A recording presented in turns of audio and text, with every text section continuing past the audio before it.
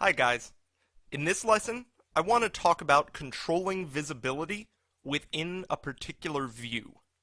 When we look at our plan from the current view, we can see some mechanical equipment, some architectural elements, some grid lines.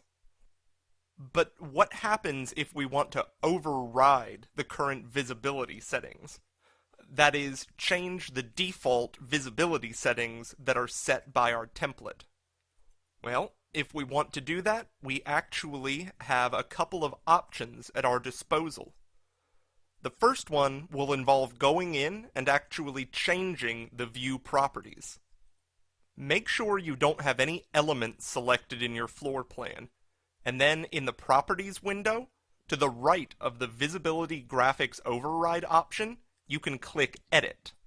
This will open up a window that will actually show what graphics options you have for your given view. In other words, it will show you what you can and can't see. The first category, Model Categories, can be further filtered by different subcategories under the Filter List drop menu.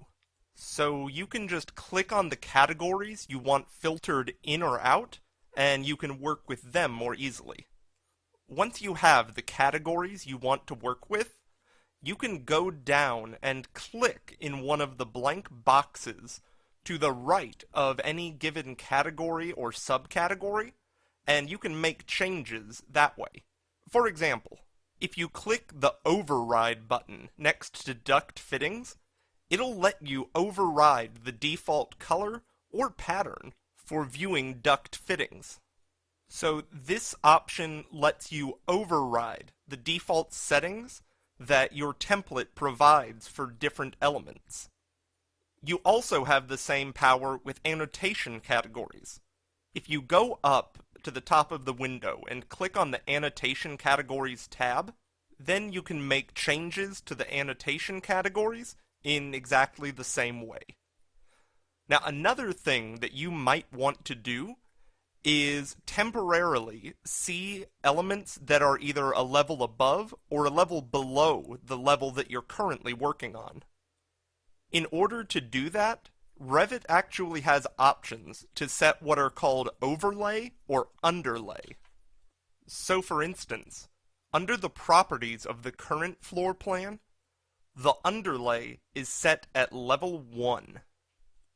If you hit the drop arrow next to where it says level 1 and select, let's say, level 3, then when you click Apply or click in an empty spot of the view pane, now, underneath your current view, you'll be able to see an outline of the floor plan for the level that you chose. This option is ideal if you're, say, working on the 3rd or 4th level, and you want to see what's underneath the level that you're currently working on.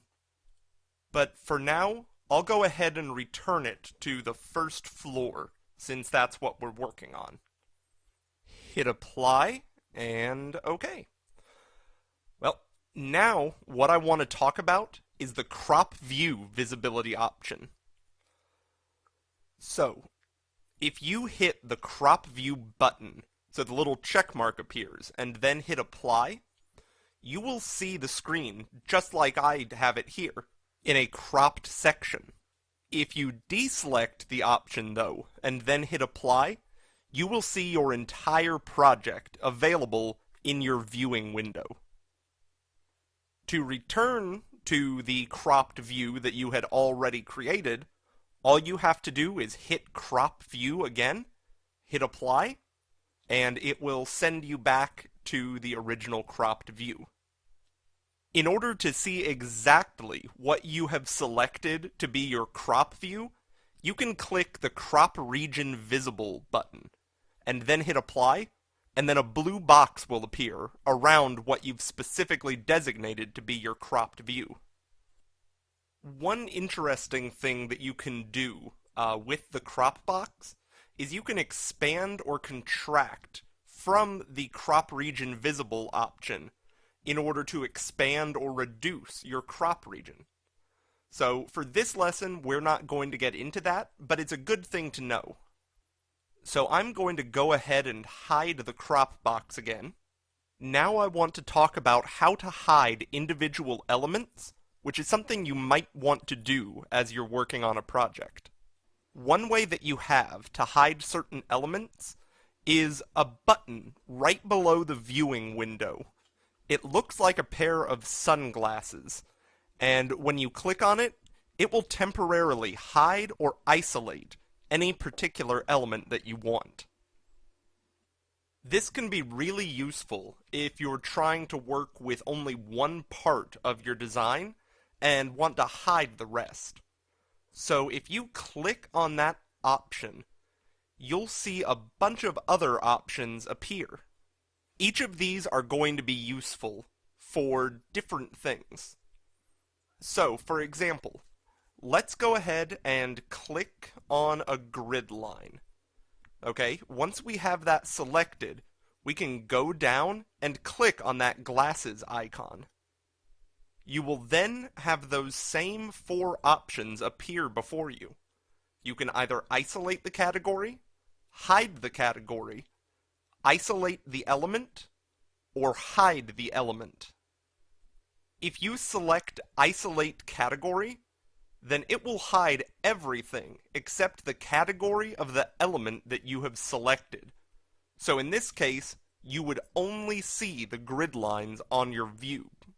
Conversely, Hide Category would hide all of the grid lines on your view, so you could work with everything else. And then Isolate Element and Hide Element will do the exact same thing.